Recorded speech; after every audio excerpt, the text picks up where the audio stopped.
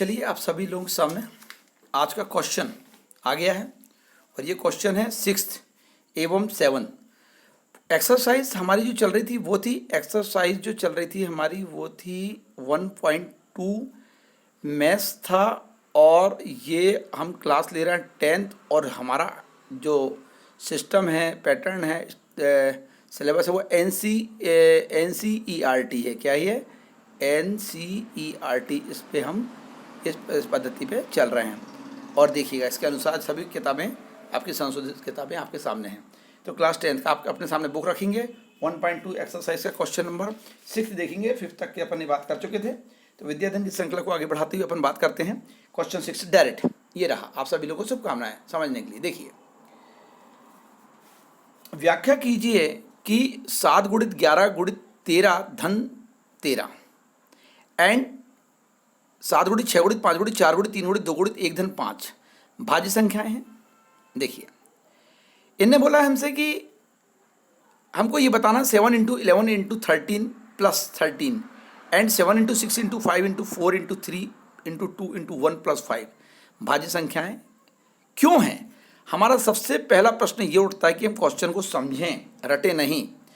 उनने पूछा भाज्य संख्याएं क्यों हैं, दैट मीन्स आप क्यों की तरफ ध्यान दीजिए।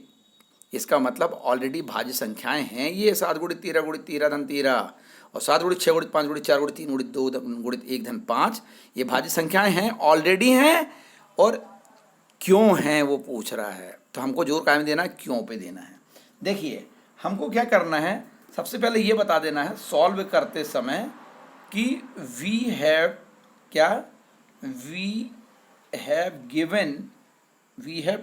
गिवन क्या दिया है हमारे पास। सबसे पहली बात तो 7 इंटू 11 इंटू 13 प्लस 13 जो दिया है, इसको आपने क्या करना है, सॉल्व करना है।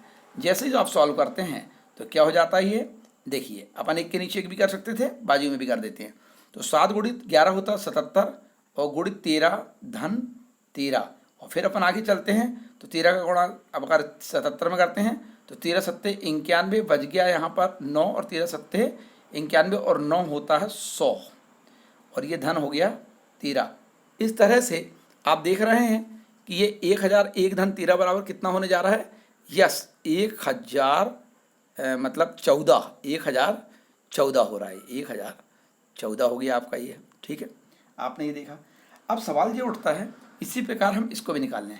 एंड सिमिलरली, एंड इसका नाम अभी हम फिलहाल दे देते हैं एक, पहचान के लिए हम इसके बारे में बात करेंगे इक्वेशन 1 और 2। एंड सेकंड भी हम निकाल लेते हैं, क्या है, एंड सिमिलरली। सिमिलरली मतलब होता है इसी तरह, सिमिलरली मतलब इसी तरह। क्या हो जाएगा देखेंगे अपन।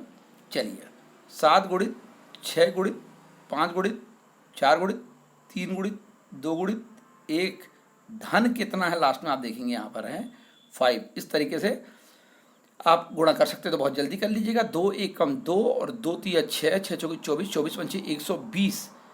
तो 120 आप ऐसा लिख लीजिएगा और गुणित ये कर लीजिएगा 6 7 42। आपको इस डायरेक्ट पढ़ा बनता तो ये भी अच्छा है।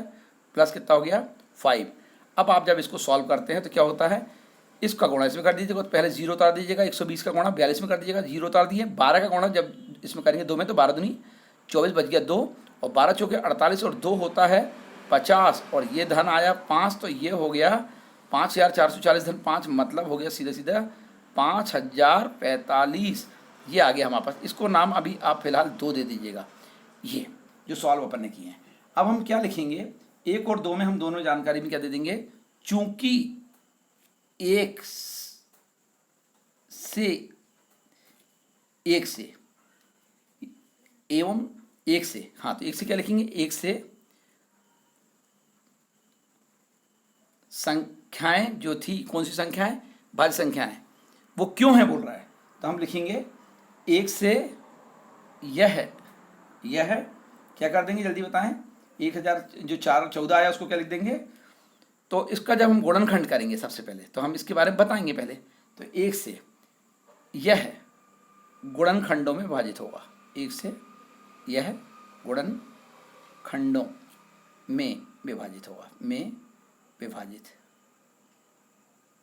होगा, तो कैसा होगा, देखते हैं, देखिए यहाँ पर कर देते हैं कैसा, 1014 का भाग अगर हम देते तो कैसा आता है, 2, 2 पंचे 10, 2 शून्य शून्य, 2 सत्ते 14। फिर काय का भाग दे देंगे अपन, 2 के बाद दे देंगे तो इसमें 2 का तो जाएगा नहीं क्योंकि आखिरी में 7 है। यहाँ दे देंगे 3 का, क्योंकि 3 का क्यों जाता है, 5 7 12, 12 में 3 का जाता है, इसलिए 3 का जाएगा। 3 एकम 3 बच गया 2, ताला शून्य हो गया 20, 3 6 18 बच गया 2, ताला 7 हो गया 27, 3 नम 27। इस तरह से आप अभी 3 का भाग अब यहाँ दे सकते हैं कि 6 7 7 और 9 17 10 16, 16 में 3 का भाग नहीं जाता इसलिए इसका नहीं जाएगा। अब देखिए कि इसका जाएगा, 4 का जा नहीं सकता, 5 का जाएगा नहीं क्योंकि आखिरी में 9 है, 6 7 8 9 10 11, 11 कम 11 बच गया 5 ताला 11 का भी नहीं जाता, 12 का जा ही नहीं सकता, 13 का देखिए 13 कम 13 बच गया 3 ताला 9 हो गया 13 3 13 का जाता है। तो आपकी प्रैक्टिस होना चाहिए बहुत ज़्यादा। 13 एकम 13 और ये हो गया 13 3 39। इस तरीके से ये हमारा हो गया 13 एकम 13। तो ये हमने क्या कर दिया है, इसे गुणनखंड में बांट दिया, 2 गुणित 3 गुणित 13 गुणित कितना आ गया। और फिर हम क्या कर देंगे, 2 से, इसी प्रकार का ऐसा कर देंगे 2 से। यह भी क्या कर देंगे, गुणनखंड में विभाजित होगा। तो गुणनखंडों में विभाजित करने पर या गुणनखंड करने पर, तो अपन चाहे तो इसको ऐसा भी लिख सकते हैं, क्या, गुणनखंड करने पर। गुणनखंडों का ही जो जवाब आता है 1014 वो गुणनफल होता है। तो अगर हम चाहें गुणनखंड करने पर भी लिख सकते हैं, तो विभाजित करने पर चाहे तो काट भी सकते, गुणनखंड करने पर ही आ गया। अब 2 से क्या आया अपने पास, 5000 कितना आया अपने पास 2 से। यह बोले या 2 का कर दें, क्या कर दें, 2 का, है ना। यहाँ पर भी से करें या चाहे तो का कर दें, 2 का गुणनखंड करने पर। तो यहाँ पर क्या कर देंगे, 2 से गुणनखंड, गुणनखंड करने पर 2 का क्या है, 2 5045 है। तो हमने क्या कर दिया यहाँ पर भी ऐसा, यहाँ लिख लीजिएगा आप ऐसा जे, ये समझ में आ रहा है, ये 2 के लिए और ये किसके लिए, 1 के लिए। चलिए सॉल्व करिए कैसा आता है। सबसे पहले का भाग चल जाएगा इसमें, अगर अपन भाग देना चाहेंगे तो 2 का जा नहीं सकता, 3 का जाएगा नहीं, 4 का जाएगा नहीं, 5 का देते हैं, 5 5 एकम 5 5 शून्य शून्य और फिर 5 शून्य शून्य और 5 नम 45। अब ऐसी कौन सी संख्या है जिसमें उसका भाग जाएगा, किसी भी संख्या का भाग नहीं जाता है। अगर बहुत ज़्यादा करके दिखाएंगे कि 2 का क्यों नहीं जाता, 3 का नहीं जाता, 4 का, तो टाइम बहुत ज़्यादा जाता है। लेकिन आपको मालूम है 1 से लेकर 10 तक के भाग देने के नियम, अगर दिक्कत जाएगी तो कमेंट बॉक्स में लिख दीजिएंगे, उनके भाग देने के नियम क्या होते हैं उसको लिख के बता देंगे। तो 1009 का ही भाग जाता है, 1009 एकम 1009। तो ये क्या हो जाएगा गुणनखंड करने पर। तो 1 से क्या बना हमारा, 1 से बना जो 1014 था वो क्या बन गया, 2 गुणित 3 गुणित 13 गुणित 13, कितना हो गया 13। और ये वाला क्या बन गया, ये बन गया हमारा दूसरा वाला 5 गुणित 1009, ये आया। तो अब हमने जब देखा कि ये जो आया है 1014 को हम क्या लिख सकते हैं, 2 गुणित 3 गुणित 3 ये। तो अब हम क्या लिखेंगे, 1 का ये आया और 2 का ये आया, तो हम लिख देंगे क्रमशः, क्या, क्रमशः 1 व 2, 1 व 2 से, 1 व 2 से यह 2 या 2 से अधिक, 2 या 2 से अधिक, 2 या 2 से अधिक गुणनखंडों का गुणनफल है। गुणन अधिक, 2 या 2 से अधिक गुणनखंडों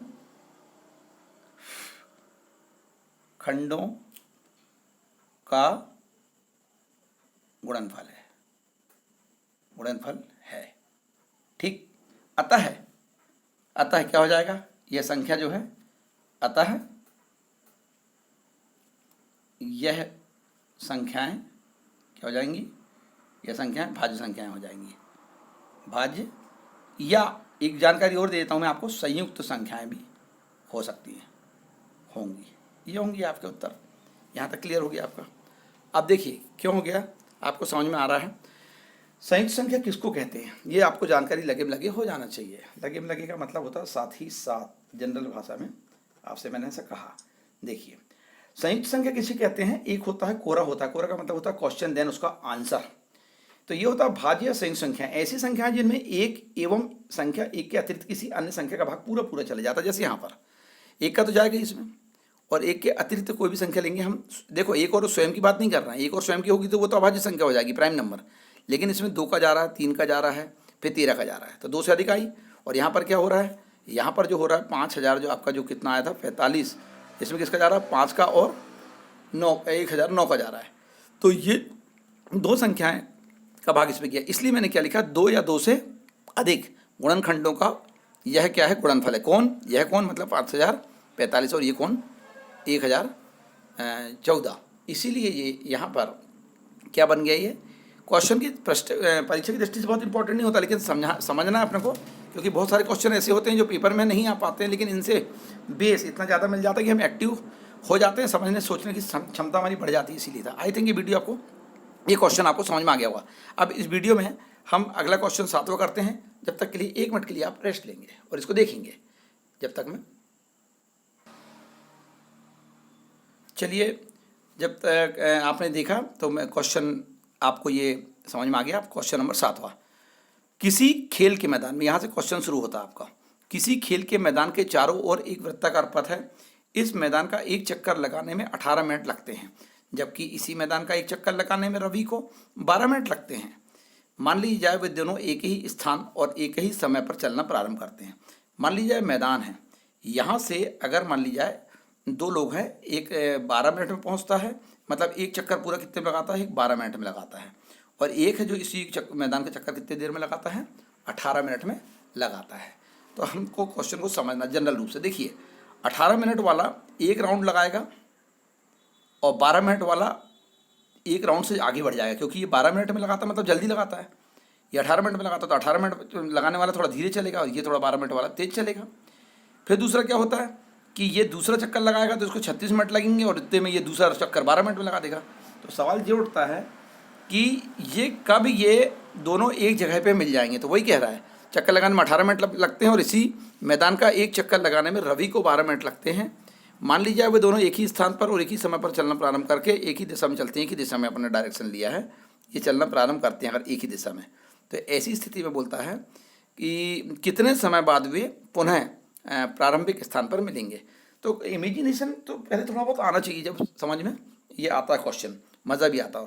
लेकिन हमको करना क्या, गणित की भाषा में। देखिए यदि वे दोनों मतलब कौन कौन दोनों अपन बोलेंगे, एक तो रवि लिए अपन ने और एक क्या ले लिया हमने यहाँ पर आपके सामने, ये नाम आए, इससे कुछ फर्क नहीं होता, इमेजिनेशन अपन XYZ भी लिख सकते हैं। तो हमने बोला कि इस मैदान का एक चक्कर लगाने में 18 मिनट लगते हैं। किसको लगते हैं 18 मिनट एक चक्कर लगाने में? तो वहाँ पर इस मैदान का एक चक्कर लगाने में यहाँ एक नाम था, सोनिया को नाम दिया है उसने, प्रश्न ने दिया है सोनिया को 18 मिनट लगते हैं। ठीक है, तो हम बोलते हैं यदि सोनिया और रवि क्रमशः 18 मिनट व 12 मिनट के सबसे न्यूनतम गुणनखंड, सबसे न्यूनतम गुणनखंड, ये गुणनखंड को आप न्यूनतम को जो बोलोगे डेफिनेशन के अनुसार इसको उभयनिष्ठ भी कहते हैं। गुणनखंड जिसको अपन क्या कह सकते हैं, उभयनिष्ठ निकलेगा, ये याद रखिएगा, उभयनिष्ठ। न्यूनतम कौन सा वाला, न्यूनतम। कोएफिशिएंट गुणक मल्टीप्लाई, गुणक जहां कामा जितना होगा, जहां जितना होगा वहाँ वे या ये मतलब सोनिया और ये है ना मिलेंगे, उस स्थान पे मिलेंगे। ये गणित की भाषा होगी। इमेजिनेशन तो मैंने पहले करा दिया, मिलेंगे। सिंपल सी बात है, हमको क्या करना पड़ेगा, अर्थात 18 व 12 का क्या निकाल लेना पड़ेगा, लघुत्तम समावर्तक निकाल लेना पड़ेगा। और अगर मान लिया निकाल लेंगे तो हम क्वेश्चन का मार्क लगा देते हैं यहाँ पर, और बस करना कुछ नहीं है। देखिए ये 18 का निकाल लेते हैं अपन और यहाँ निकाल लेते हैं 12 का। बड़ा सिंपल सा क्वेश्चन होता है, बहुत सिंपल होता है। 2 का 2 इनाम 18 और ये फिर आ जाएगा 3 का 3 तिरका 9 और ये फिर आ जाएगा 3 का 3 एकम 3, ये आ जाएगा फिर 2 का 2 6 12 और फिर आ जाएगा 2 2 3 6 और ये फिर आ जाएगा 3 एकम, ये आ जाएगा 3। अब देखिएगा समझने की कोशिश करिएगा, इनका लघुत्तम जो हम निकालने की बात करते हैं तो लघुत्तम में क्या होता है, पहले छोटा वाला अंक 12 है और 18 में क्या है, छोटा वाला अंक 12। तो हम क्या करेंगे, 12 के गुणनखंड हम पूरे ले लेंगे। देखिए हम क्या बोलते हैं, इसीलिए अकॉर्डिंग टू डेफिनेशन ऑफ लघुत्तम समावर्तक, तो बोलेंगे लघुत्तम समापवर्तक किसका? 12 और 18 का कर दो। 18 12 करो या 12 18, तो छोटा अंक पहले लिख लो, बड़ा बाद में लिख लो। का लघुत्तम इसका क्या निकल जाएगा? 12 का क्या है? 2 गुणित 2 गुणित 3, इसका पूरा लिख लेते हैं एक बार। इसके बाद ये नंबर यदि मान लिया आप दूसरा लिखने जा रहे हैं 18 का ले रहे हैं तो उसमें आगे तो उसको नहीं लिखेंगे, जैसे 2 यहाँ आ गया नहीं लिखेंगे, 3 एक बार आ गया नहीं लिखेंगे, लेकिन दूसरा वाला एक 3 बचा है तो उसको हम लिख देंगे। देखिए 2 गुणित 3 आया है तो 2 यहाँ पर हम लिख चुके हैं, यहाँ नहीं लिखेंगे। फिर यहाँ 3 आया तो 3 भी यहाँ पर हमने लिख चुके हैं, नहीं लिखेंगे, लेकिन एक 3 हमारे पास बच रहा है उसको हम लिख लेंगे। इस तरह से ये कितना हो जाने वाला है? ये हो जाएगा 2 दूनी 4 और 4 तिया 12, 12 तिया 36, ये आ गया है। इसका मतलब ये हो जाता है अर्थात, या अतः भी यूज़ कर सकते हैं आप, इज इम्प्लाइज भी यूज़ कर सकते हैं, अर्थात सोनिया एंड क्या नाम था? रवि ये उस प्रारंभ बिंदु से जहाँ से चलना प्रारंभ किए थे, है ना, प्रारंभिक बिंदु पर 36 मिनट बाद मिलेंगे। तो अगेन 36 मिनट बाद मिलेंगे। आई थिंक ये आपको समझ में आ गया होगा ये क्वेश्चन, दैट इज आंसर।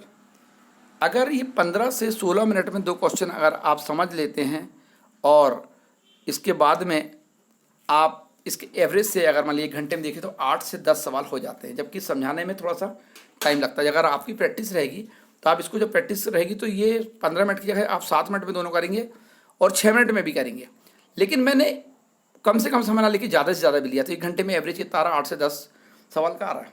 अगर आप 1 घंटा डेली गणित करते हैं तो आपका इस तरीके से 8 या 24 250 से लेकर 300 गणित आपकी हो जाती है महीने में।